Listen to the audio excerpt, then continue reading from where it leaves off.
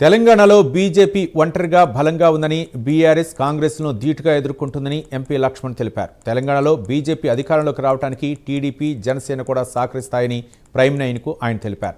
తెలంగాణలో టీడీపీ పోటీ చేస్తుందని తాను భావించడం లేదని, రాష్ట్రంలో బీజేపీ గెలవాలని కోరుకుంటున్నారని పేర్కొన్నారు లక్ష్మణ్.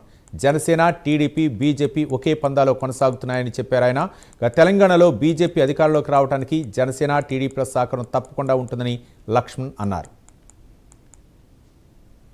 పార్టీ మేము ఒంటరిగానే అక్కడ బలంగా ఉన్నాము. రెండు పార్టీలకు ధీటుగా ఎదుగుతాం. ఈ పార్టీల సహకారంతో ఖచ్చితంగా బీజేపీ ప్రభుత్వం ఏర్పడుతుంది. మాకు నమ్మకం ఉంది.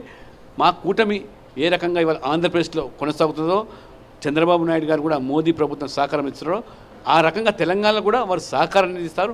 వారు అక్కడ పోటీ చేయాలనేటువంటి ఆలోచన ఉన్నట్టుగా నేను భావించడం లేదు. కానీ మరి బీజేపీ గెలవాలి, తెలంగాణలో కూడా అన్నదమ్ముల మాదిరిగా రెండు రాష్ట్రాలను అభివృద్ధి చెందుకోవడానికి ఇది దోహదపడుతుందని చెప్పి అది పెద్దన్న పాత్రగా కేంద్రం వ్యవహరిస్తుంది.